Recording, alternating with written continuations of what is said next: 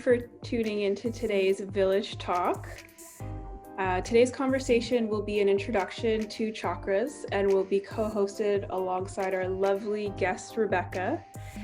For those who don't know me, my name is Bissy and I am the research manager here at the Villij. So if this is your first time joining a Villij Talk, these are meant to explore wellness and self-care through conversations and are co-hosted alongside wellness practitioners. In terms of housekeeping, we really want this to be a space of respect and care, but also curiosity. This talk is going to run for an hour and we'll have 10 minutes for Q&A towards the end, but we still encourage you to engage throughout the conversation. So if you have a comment or a question, please feel free to throw it in the chat. I will monitor that. Do know this session will also be recorded. So you will have access to it on demand very shortly after this. So even though this conversation is going to be recorded, I strongly encourage you to take notes. I think there's going to be a lot of gems dropped today. And for those who don't know Rebecca, she is an alternative wellness practitioner based in Montreal, Canada. And Rebecca, I love seeing how you show up in different spaces, and I really enjoy having you in Inner Village. And I'm really, really excited to have you here today to talk about chakras and chakra health. Especially for myself, I am continuing to finish off a yoga teacher training, and things like this is what I like to learn about. So before we dive in, I'm really curious to hear from the community. How familiar are you with chakras? What do you know about chakras? So feel free to throw your answers in the chat. And in the meantime, Rebecca, please tell us a bit about yourself. Yes, of course. Thank you so much, Bissy, for having me and here in the Inner Village. So I am an alternative wellness practitioner and a multidisciplinary healer. So I really use different modalities of healing, sacred movements such as yoga, sound as medicine, sacred sexuality, past life regression, cartomancy, and newly holistic skincares as a skincare therapist. So that's kind of a new thing.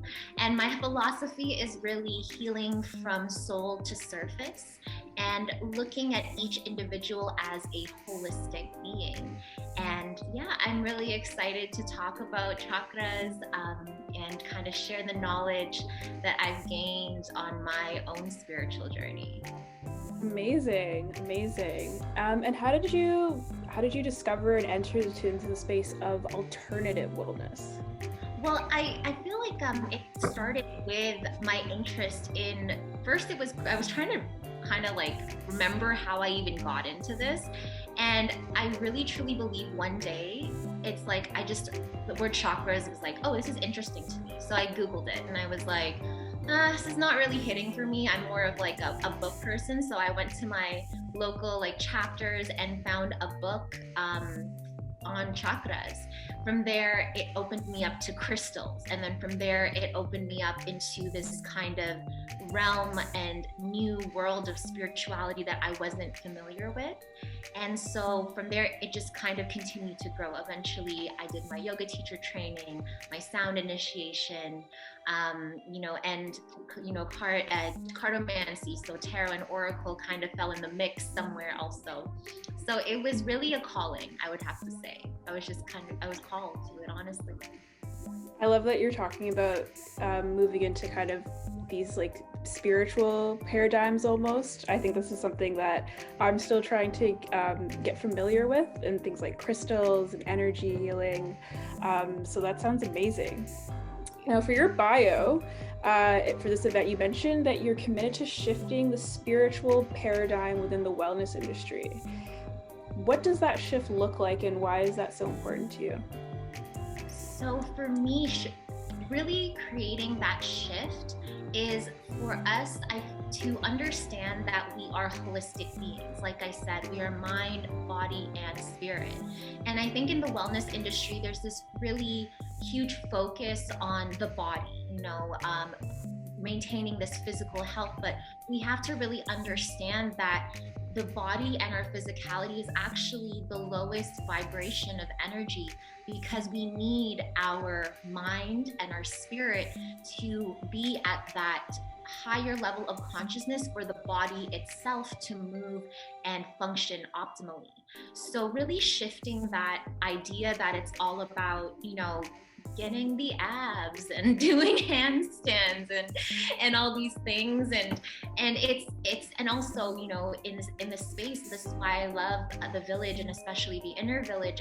As a woman of color, you don't see us, you don't really see us in spaces. Every yoga studio I went to, it was like peace, love, namaste, and very granola and very white, and thin and agile and athletic. But we have to remember our practices are our own. So I really committed on that level to decolonizing this, kind of standard that exists in the wellness industry and I really want to push that forward and make it accessible to every and anyone. I love that you're really kind of making sure to hone in on both the physical and the emotional and the mental. I know for myself, I'm very guilty of just thinking about the physical, and it's challenging to kind of try to think through your own spirituality. So I love that you said that. And decolonizing spaces is very, very important. I hope we continue to see more women of color in these spaces. So thank you for that. So before we get into what exactly a chakra is, I see in the chat that some people know what a chakra is. Some people, this is what they're here to learn. So Monica says, not at all really, doesn't know much about chakras, but is really looking forward to learning this evening. Chanel doesn't know much. Kanisha knows that the root chakra is the foundation. I think I knew that too, actually. Caitlin says that they know a little bit. There are different energy points within the body and also have colors associated with them. That's very interesting. Tiana knows a bit, the placements of chakras. Kim is super interested to learn more. So people are very, very interested to learn more about chakras. And so what exactly is a chakra? Ooh, that is a loaded question, my friend. So chakras are, it translates from the Sanskrit term, within the Indian spirituality of Hinduism, to the word wheel. And what it is understood to be, it's an energy conductor within the body. And I heard this really amazing definition for it being a vehicle for consciousness. And so what it is, we have these energy points. So going back to what I was saying about us being a holistic being, these energy points in the physical body rule over certain attitudes. They rule over certain ways we look at things, how we perceive things. That's what it looks like. I hope you can all see that. So this, and it was really hard for me to find a picture. I had to actually go into one of my books and find it and take a screenshot. So, forgive me for that low res. Dedication. I love it. Low res, but this is literally the only picture I could find of a chakra. There was no other ones. So basically, it resembles a large cone, and the outer, it's almost like a cornucopia. And when you look at it, it filters, the outer lip of it is divided into 3 sections. So the outer lip of the cone is a filter to our daily energy exchanges with our surroundings, and it catches the accumulated stress of our experiences. And if a chakra is functioning optimally, we're able to convert that negative energy into positive energy. Easier said than done. The long body of it is our attitudes and our ideas about life, which is a direct impact of whether or not we have created positive mindsets based on our experiences and maintain that wisdom. Now, at the core or the tip of the chakra is the seed of our destiny or our life purpose. It's protected and it won't be opened until we've moved out all of that negative energy from the first 2 portions of it, the outer portions, about our life. So that's why it's an evolution. It's a raising of consciousness. So chakras are always continuously open. And I have another photo. It's not gonna let me go. Oh, here we go. Can you guys see that? Yes. Yeah. Third photo, amazing. So this is a picture kind of an ideology of how the chakras in the body are positioned. So there's an opening and there's a closing. Sorry, there's a back and front, my apologies.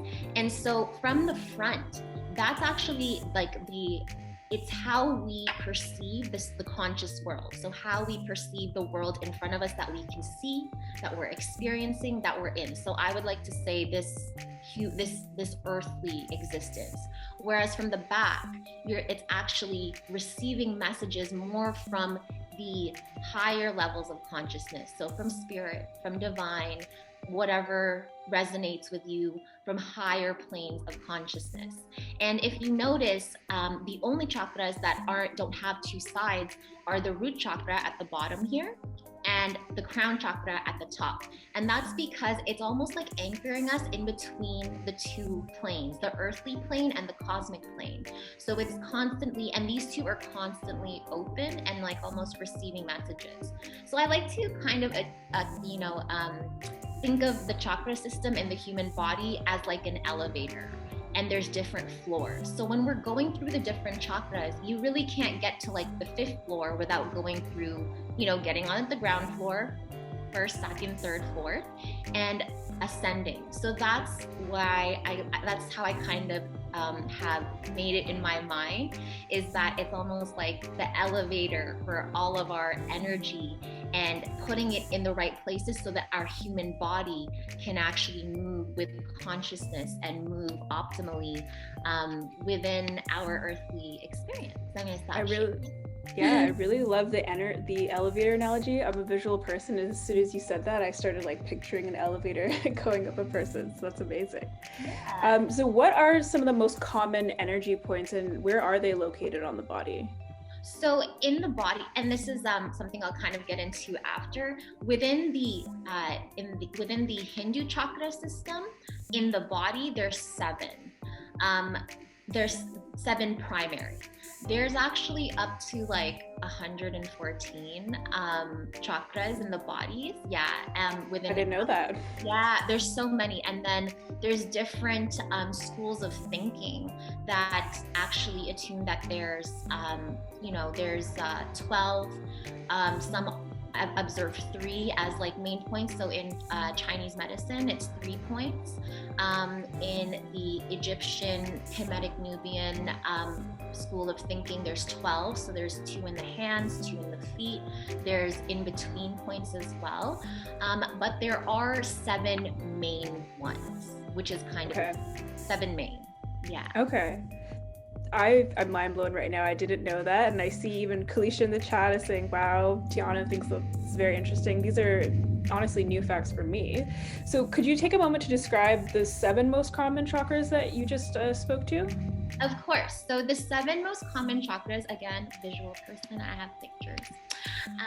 So these are the 7 main chakras. Or primary, I like to call it, in the human body. So the root chakra is located at the perineum. The sacral chakra is about 2 inches below the belly button, and the solar plexus chakra is 2 inches above the belly button. Heart chakra, center of the chest. Throat chakra is the center of the throat. Brow chakra, in between the eyes, and the crown chakra is the top of the head. And I kind of I know that we usually see like circles, but I wanted to bring in this amazing school of thought and imagery with the chakras, that they also not only have colors associated with them, but also shapes as well. Definitely heard about colors being associated, but I'm not too sure I heard about shapes. Could you describe a little bit more about how that plays into these 7 different primary chakras, now that I know that there's more than 7? Of course. So with the chakras, we have to remember that these are so to try to almost like these are images, but in its actual essence, it's energy, right? But these are over time colors and shapes that have been associated to really help people tap into awareness of their chakras. So the root chakra, it's actually a cube because, and these are two-dimensional, they're supposed to be three-dimensional, but a cube is the most solid. So it's like the foundation of everything. And atop that, you would have this pyramid, the orange pyramid of the sacral chakra above it.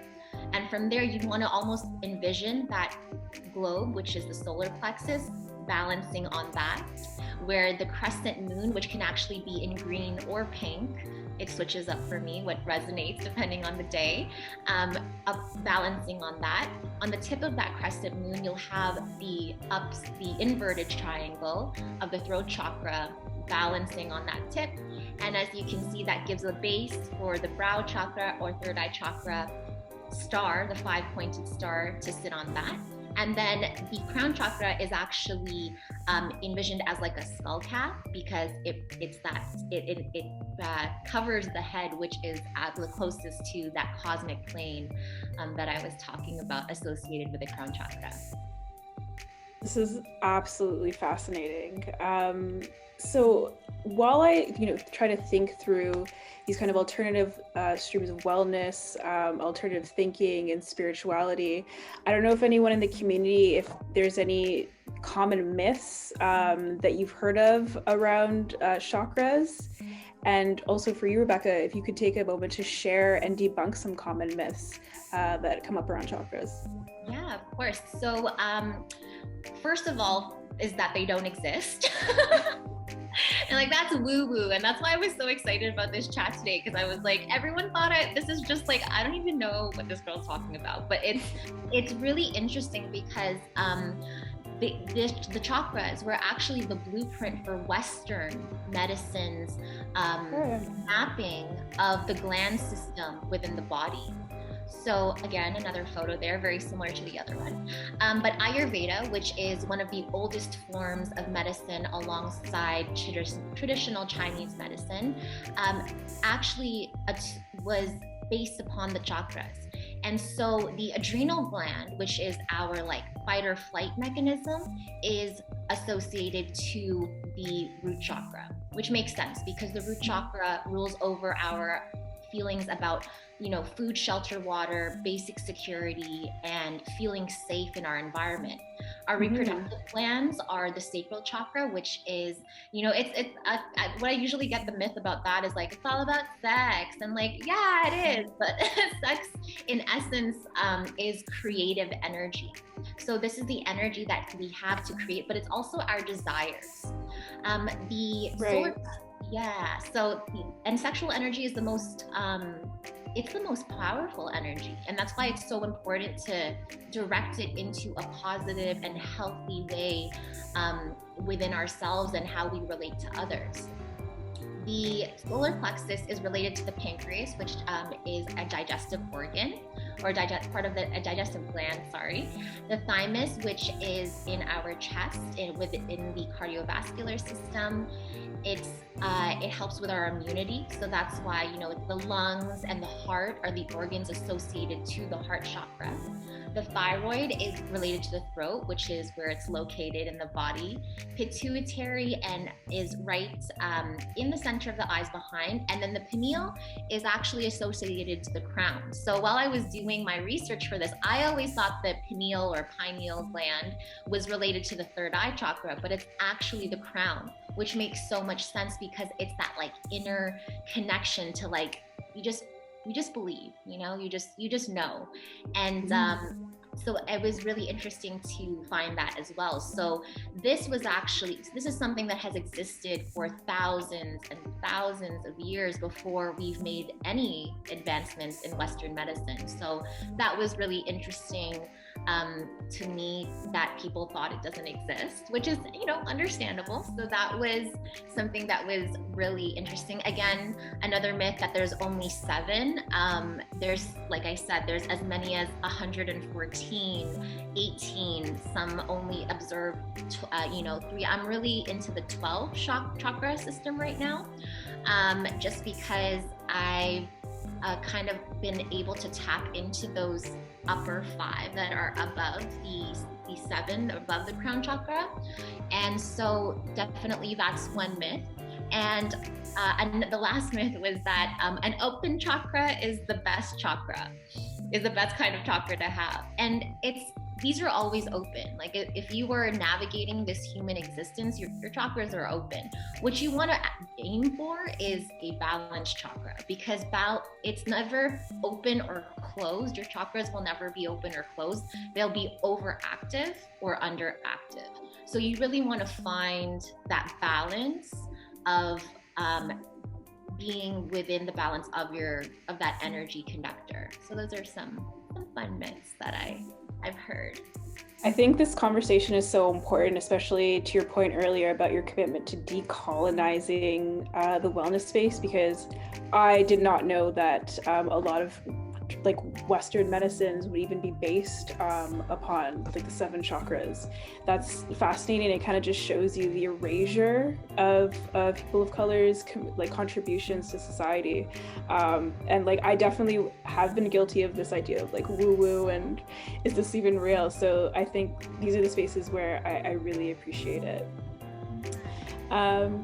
Perfect. So now I want to kind of get more into this like energy conversation and energy healing. So how is chakra healing generally used? Could you walk us through like a typical chakra healing experience and what that could entail? Of course. So again, there's many different modalities and ways that you can bring healing and balance into the chakras. For me personally, what I love to do the most is I do chakra ceremonies where I kind of have, taken my my gosh, my throat chakra is You got it.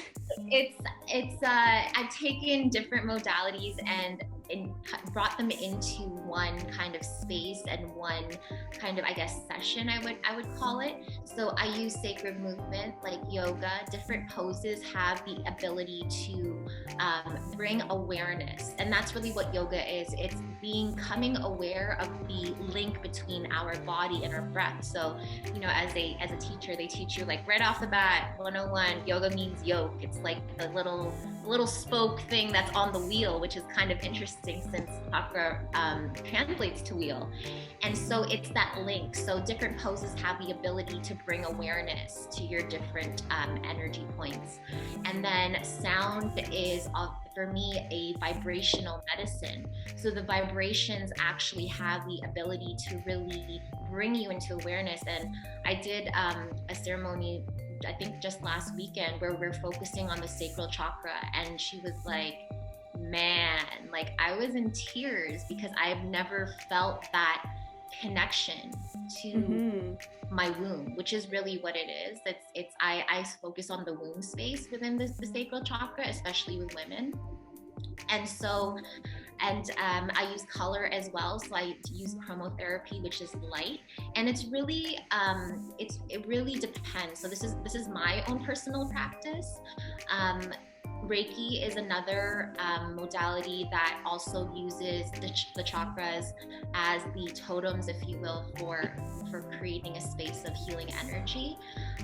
You can really use, honestly, really anything. There's chants, there's sound yoga, nada yoga, which uses different mantras in accordance with the actual chakra. So every chakra has their own chant or their own mantra. So you would use that to come into that space. So yeah, for a typical kind of, I guess, for me, is it would be really what works with the recipient and what they resonate with most. That's the most important thing to me. Like, if you don't resonate with color, okay, let's use something else. You can use scent, you can use really so many different things, but it's really about bridging the awareness that these things do exist in your body. Now, for the community, has anybody here actually gone to a chakra healing experience? Have they practiced with the chakras before? Please share your experience. If so, I'm really curious to hear. But for people who maybe haven't gone through a chakra healing experience, Rebecca, what are some sensations that can be expected during or even after a healing session? I feel like it varies. It really varies. I've had some people be like, I don't really feel anything. And I'm like, okay, valid. You know what I mean? And it's the awareness, right? It's where you are at with your level of awareness. I've had people, like I said, this last session I did, like crying. I've had people feel like amazing. Like I usually get the response of like, I just feel like something was just like opened up, you know what I mean? And again, like that kind of like opening up, I try to correct them, like, no, you became aware. You're always open. It's this awareness. So some people have tingling, like actual like physical sensations. Their mind will go back to different times, because even every chakra has like an age associated. So for example, the root chakra, which I'll probably talk most about, because I feel like that's something we can all kind of resonate with, like everybody's root chakra, especially now in these weird times, is being compromised. That's 0 to 7. So when you hear a lot of things like inner child work, it's really focusing on really bringing healing into the root chakra, and then it goes from there. So for example, our reproductive, it's like 7 to 14. So I don't know if you've ever heard like the 7-year cycle, which is something that's very common in spirituality. It follows that same ideology. So, that's when we go through puberty. So yes, it makes total sense that like our sacral chakra is now, we're coming into more awareness and we're kind of working our way up. But it really depends on what you're open to receiving, but it varies from, having clarity, having people, encounter situations that have to do with the root chakra or with whatever chakra we've been working on. And it varies is what I guess is kind of yeah. I'm trying to connect through what experience I have that could be most related to that. And I think it would be, I've definitely been trying to meditate more and really practice just presence. And it almost sounds like presence has a huge part to play in this, in terms of awareness and connecting with yourself. So I see here in the chat some experiences. So Faith has no experience with chakra healing, but has done Reiki before and it made them cry. So definitely a lot of strong emotions that can come out of that. Caitlin hasn't had a healing experience before, but has listened to guided meditations that relate to different chakras. Maybe that's the next step that I should try. So thank you for sharing that, Caitlin. Rochelle has done Reiki yoga, but isn't sure if that counts. I think you mentioned Reiki.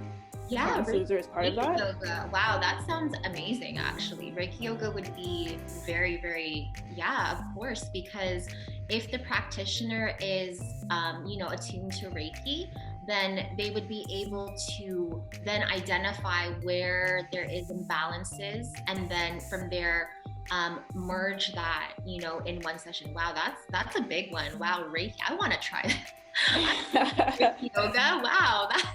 So yeah, that definitely counts. That would be a very powerful experience, especially really putting the energetic, like a double energetic kind of component into a sacred movement practice. So yeah, 100%. Yeah.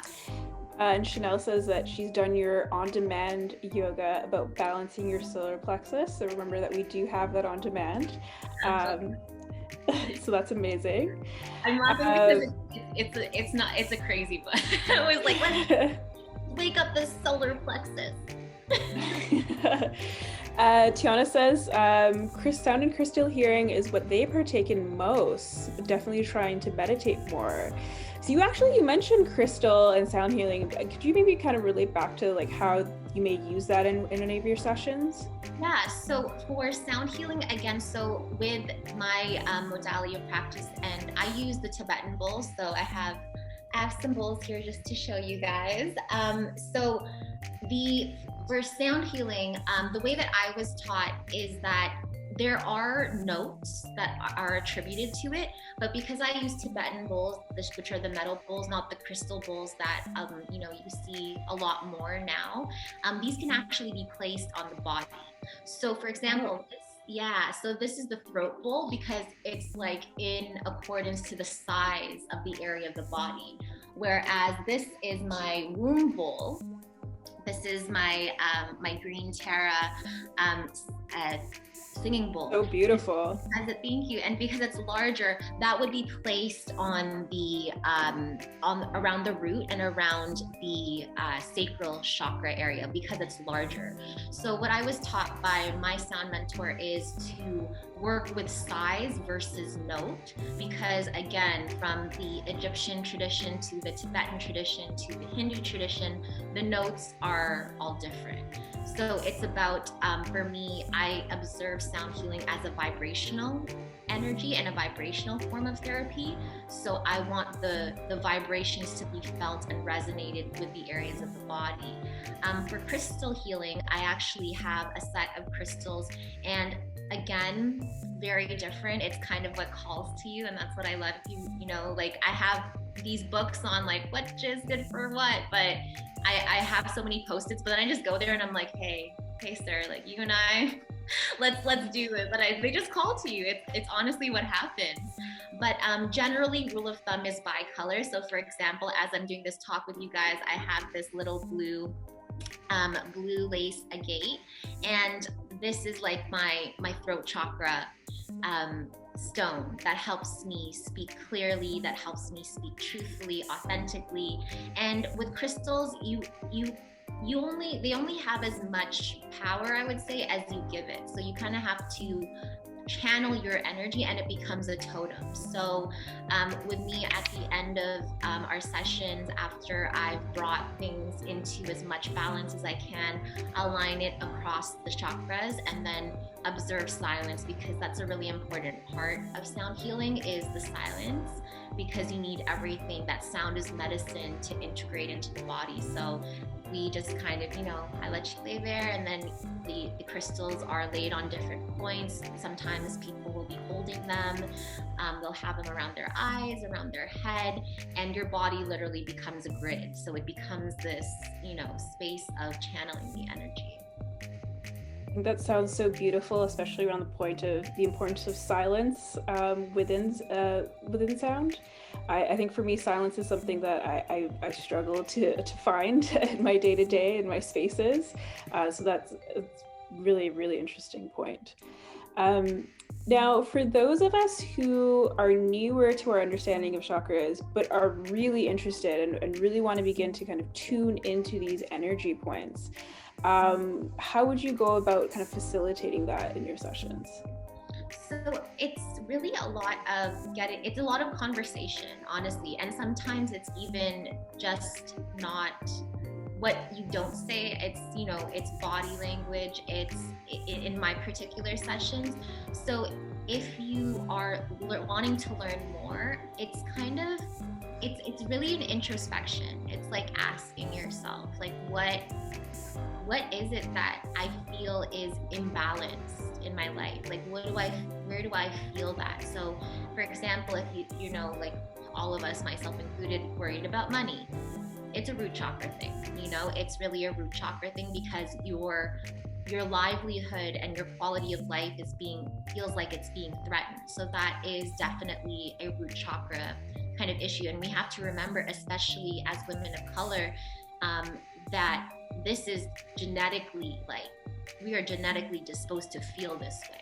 And this is why I'm so passionate about decolonization, because this is literally ingrained in your DNA. And so kind of asking yourself, am I a jealous person? That's a heart chakra. That's something to do with how you love and how you receive love. Oh, do I feel like I'm good enough? Do I feel confident, about myself? Do I feel like I'm worthy of the life I say I want? That's like a solar plexus confidence. That's what's going on in that area in the solar plexus chakra. And, I'm not creative, I'm not inspired. That would be like a sacral chakra feeling. So really introspection and asking yourself, okay, where do I feel that, what is it about myself that I want to shift? What is it that I would like to understand more about, and then going into that area and seeing, you know, what corresponds with each chakra. They're really totems, right? So Okay, so do you have any general tips around like how you can access those chakras, and where you would begin? how would I access a chakra? My goodness. See, so that's the thing. I think it would really start with, and this is going to be like a very lucid kind of question, answer. It's what works best with you. Like I said, for me, I love books. I read, I'm a reader, I want to research. So I just started reading about it. And for some people, it's really how it calls to you. You know, it could be through crystals, and then that's really, you know, because I saw, I'm like, oh, crystal healing, like what's this crystal business about? And then so I went and I walked into a crystal store and was like, oh my gosh, I love this stuff, like this is so cool. And then it kind of grows from there. So if you're trying to gain access, I think that it would, you know, it could be journaling. It could be through just observing your inner dialogue, how you talk to yourself, you know, how you feel in your interactions. It's really about kind of just that awareness, you know, like really being aware of what you feel is quote unquote off. So my next question, I think one leads to the other, but please correct me if I'm wrong. So how would you kind of define chakra health, and what does it mean to have a blocked chakra? I know earlier we were talking about open chakras, but yeah, chakra health and blocked chakras. Is there a connection there? Yeah, of course. I mean, I think that a healthy chakra, like in terms of health, is that you're aware of it, that you're aware that that you are an energetic being. I feel like the most kind of, I guess, like kickback, I guess, would be that again, back to the myths that they don't exist. So if you don't believe they exist, like you wouldn't be attuned to your energy, you know what I mean? And so it's being open to that ideology that you are an energetic being. And that would, to me, kind of show that you are health, right? And that's the thing, healing is not a one-time, it's not a one-time event, I wish, but it's an ongoing life process. It's what we are here as humans to do, is we're here to heal ourselves, heal others, heal our communities, heal this earth. And so it really is about awareness, I would say. And when you can, so for blockages and imbalances, again, I would say that the best way to kind of look at it is overactive versus underactive, or underactive. And so, for example, with like the sacral chakra, if you know, engage in, you know, it's everybody's prerogative, but let's say you're engaging in a lot of unfulfilling sexual connections or sexual encounters, that could be like an overactive chakra, because the awareness isn't there if it's not fulfilling, you know, and empowering. Whereas, you know, if you experience, you know, things that, you know, keep you closed off and you're not, you know, you're not open to connect with somebody sexually, that could be an underactive. And, you know, obviously there's some healing that needs to be done there with everybody. And so it's, again, kind of observing, you know, with the heart chakra, it could be like you're jealous and possessive, and, you know, it's like I need to own, and love is about possessions. And whereas an underactive would be like, I don't trust anybody, you know, everyone's out to, you know, get me or whatever.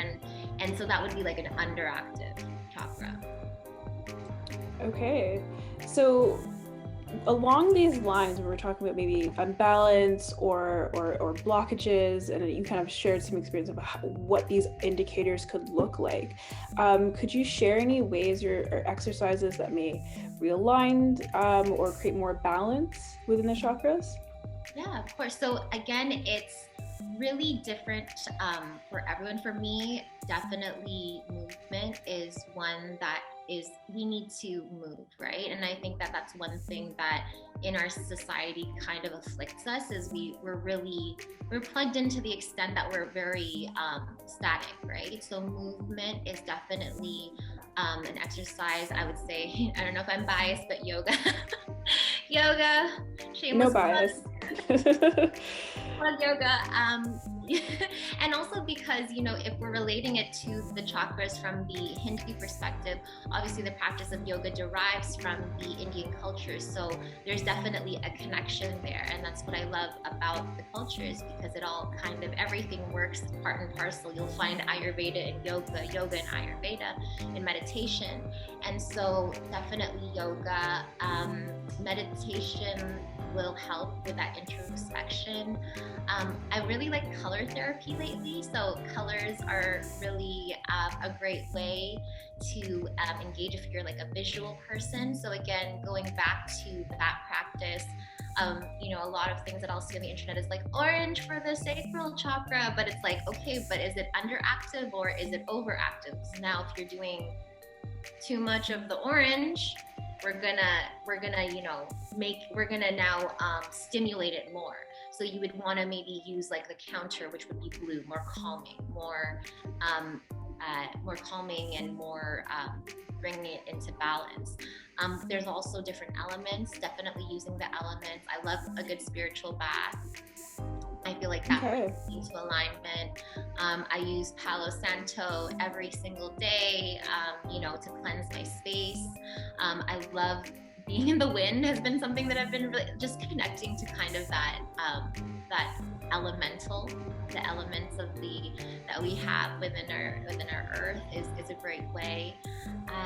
Yeah, and I feel like if you guys are open, we can definitely do an exercise now that I wanted to kind of share with you guys, if you're open to trying it with a little bit of sound. Definitely, we have some time before we transition into the Q&A, so I would love to be led through an exercise.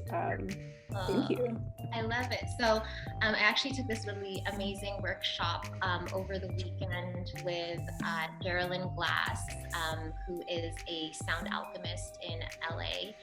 And she actually is Janae Aiko's like sound mentor.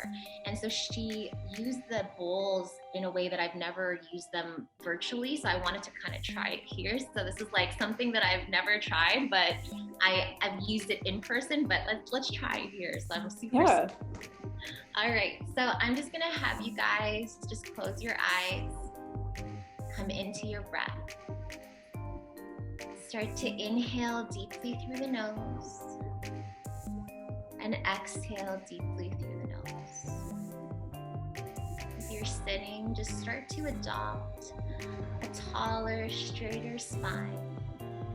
Kind of coming into that analogy of the elevator and how our energy moves along our spine.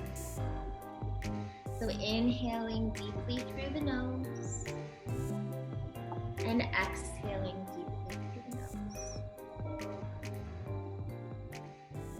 Inhale, exhale, inhale, exhale. Inhaling deeply, filling the belly, filling the chest, and exhaling out, releasing all the air. Inhale,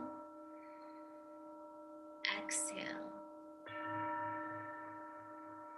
inhale, exhale,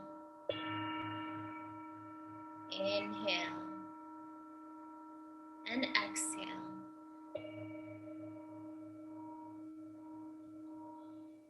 So now, attuning into the vibration of the sound as medicine that you're hearing, I'd like you to find anywhere in the body where you feel the sound is resonating.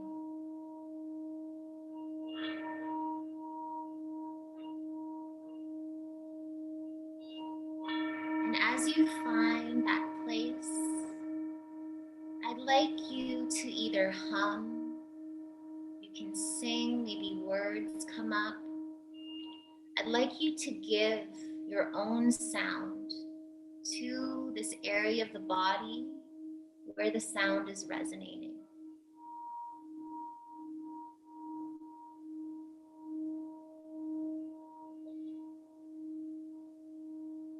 Maybe you feel it in your chest, in the lower back, maybe between the brows.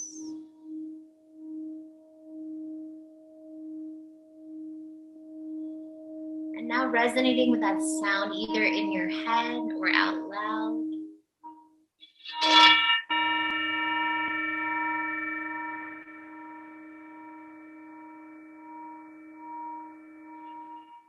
Taking a deep inhale and exhale.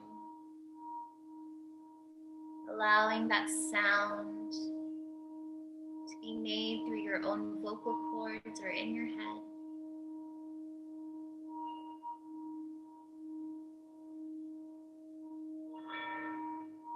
Maybe there's words that come up, a phrase, a feeling.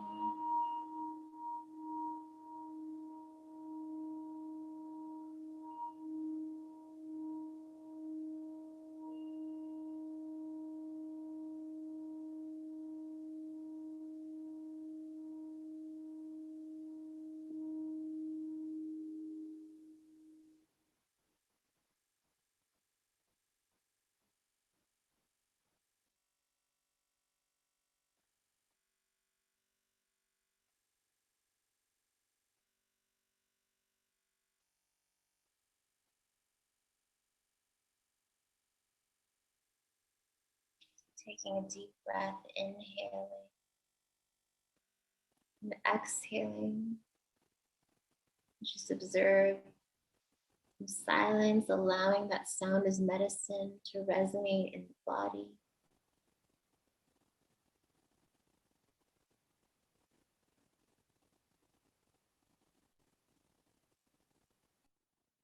Slowly bringing your awareness back, wiggling the fingers, wiggling the toes,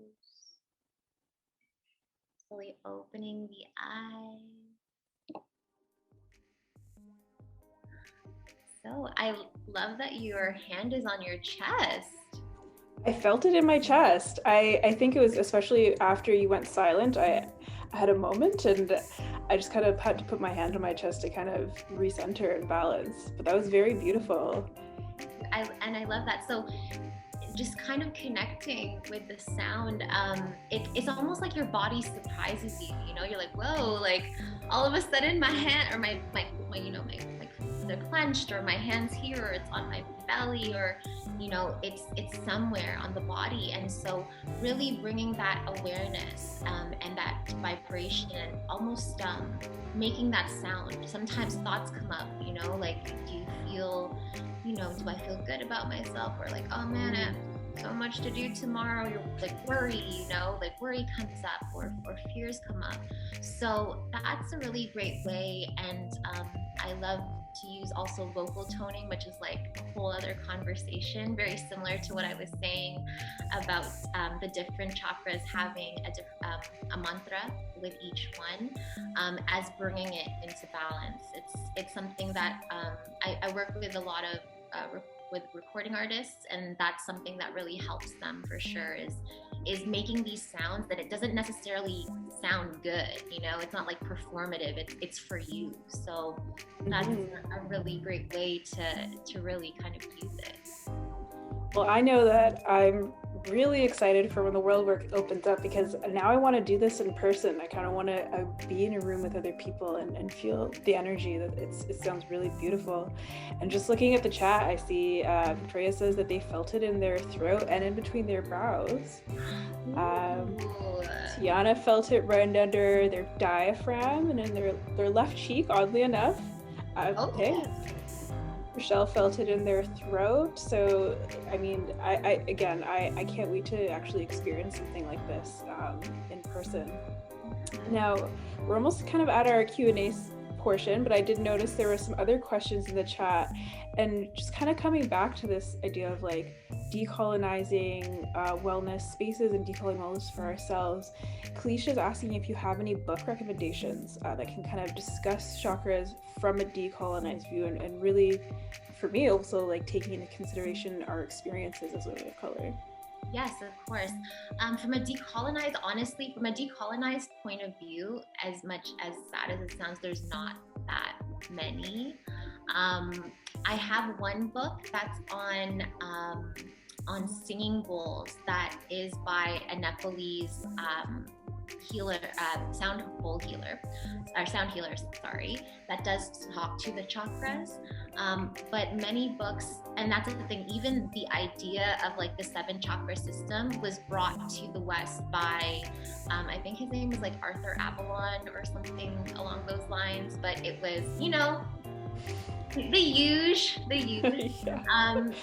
So unfortunately, to be honest, I don't have any recommendations by anybody that is a person of color. Unfortunately, I do have books that are great that have helped me, but it has been like a lot of cross-referencing for sure. I can definitely give some suggestions for that have been helpful if she's open, if she's open to hearing it from another point of view.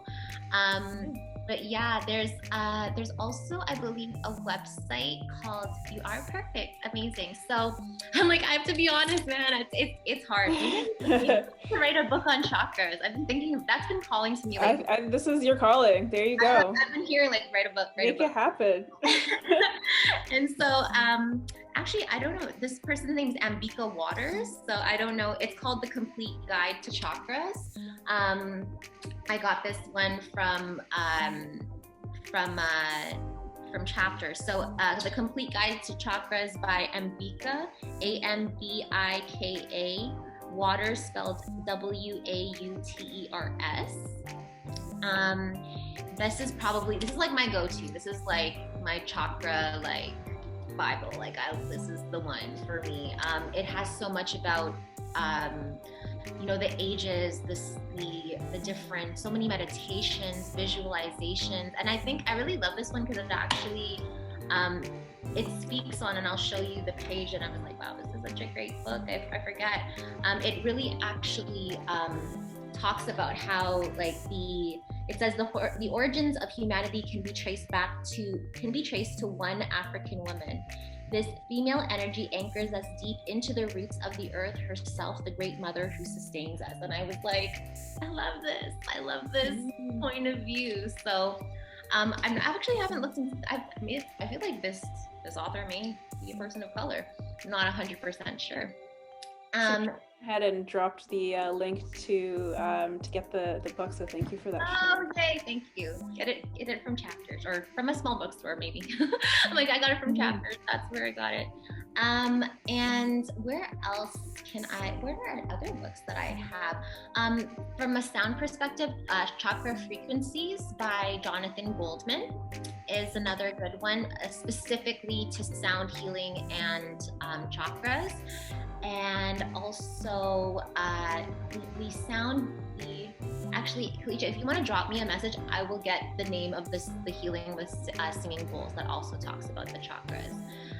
You can drop it in Inner Village. I'm sure so many people are going to be interested to read that. Yes, I'll definitely drop that in the chat after our talk, 100%. Also, Gaia is it's an online resource. It's kind of like Netflix, but for everything, like yoga, meditation.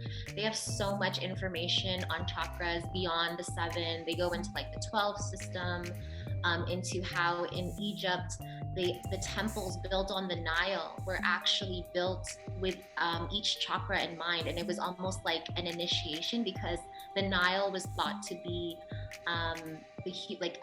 modeled after the human spinal cord. So they placed all of these different temples that are still that are standing today, that people would go into them and go through these different initiations that have to do with their chakra system. So many different things on Gaia. I was just watching it actually earlier this week. So Gaia.com for sure is a great place as well. Yeah.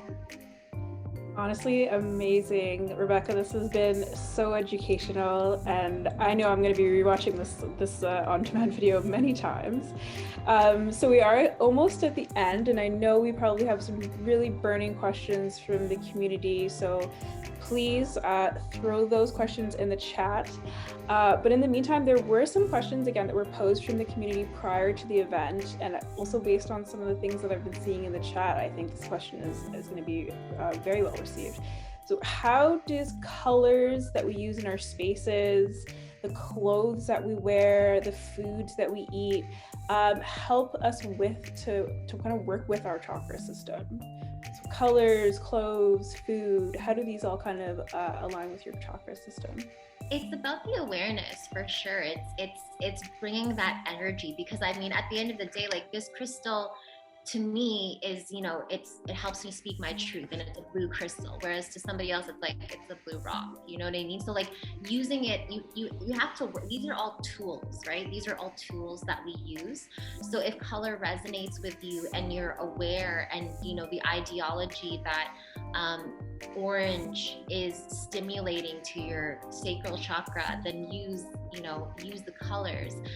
If it's food, so for example, if you're trying to balance the root chakra, root vegetables, hence the name root, you want to bulk up on those sweet potatoes, things that come from the earth, potatoes, turnips, all the root vegetables.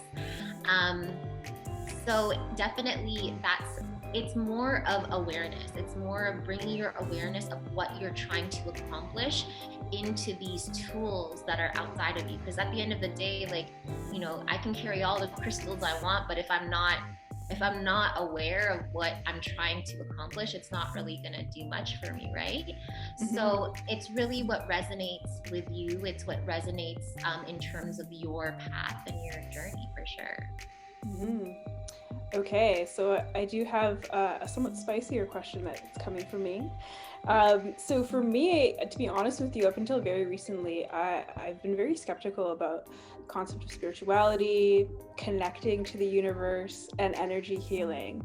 And it made me want to know, as someone who is now trying to kind of go into the wellness space and eventually become a yoga teacher, I'm interested to know how you guide someone to become more open to the idea of spiritual teachings. So not someone who's coming to you because they necessarily want to, but maybe someone who's still on this kind of skeptical side, but you can kind of tell that they're wanting to dabble. Yeah, I guess and it's funny because I was like, yeah, this is a question. Definitely, it's that you said the word, it's guide. You know what I mean? Like, guiding somebody. So I feel like it would all really start with like, well, what do you believe?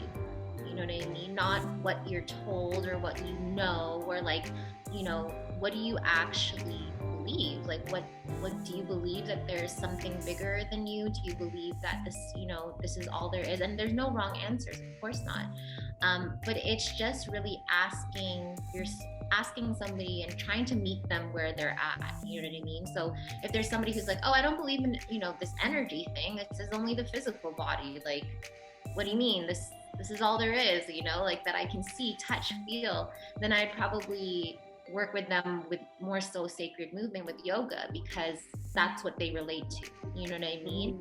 And I feel like it would be kind of trying to open their awareness and shift their awareness.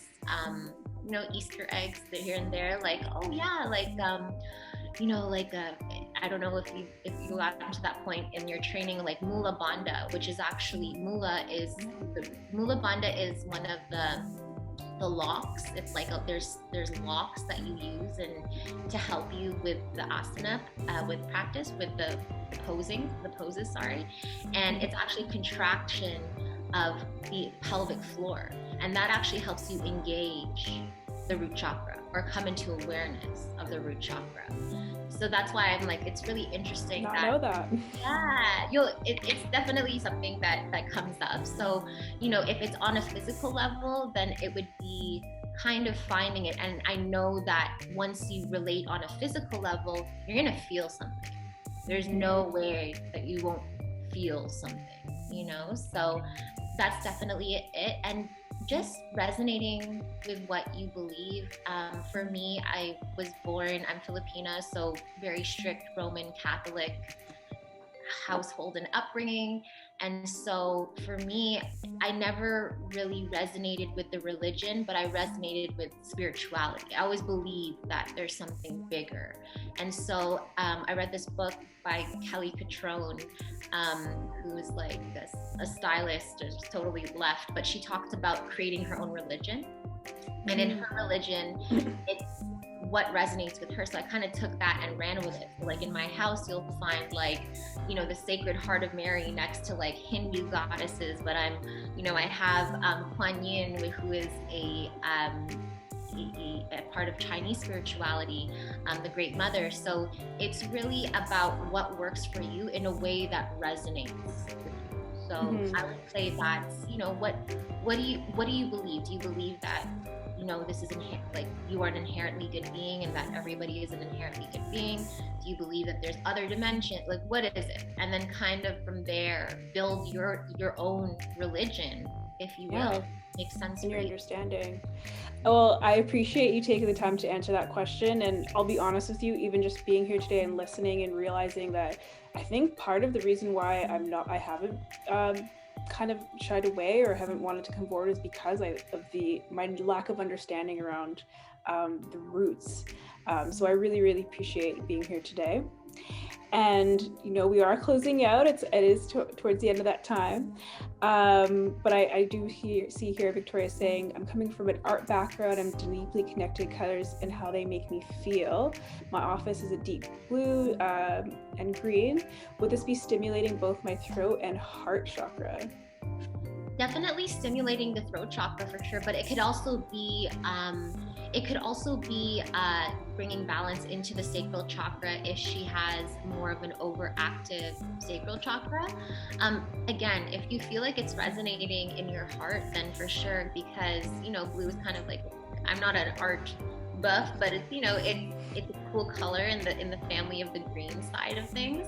So I wouldn't be surprised if it is stimulating the heart chakra, definitely the throat, maybe even the third eye as well, because it's like indigo blue, and whereas the crown is purple. So it could definitely that makes sense. That the upper chakras are more like connected to the cosmic level, whereas like the lower chakras are more like the human primordial lower kind of energies, more to the earth.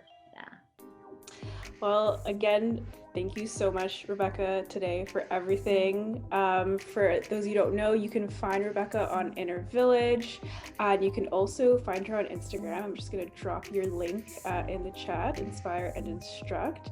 So please go follow Rebecca, connect with her on Inner Village. So thank you again. And just for the rest of you to know, our next event is going to be this Saturday, May 15th at 11 a.m. And it's going to be a meditation and journaling session with Denise Monge. So really looking forward to see you there. And Rebecca, I can't wait to see you again. Yes, thank you guys so much. Thank you for joining me, and I am so grateful for this space and to share knowledge. And yes, please connect with me, and I'm wishing you guys all the best. You guys got this. I got you. Let's heal together. And yes, thank you so much. Thank you, Bissy. Well deserved to be well. Bye.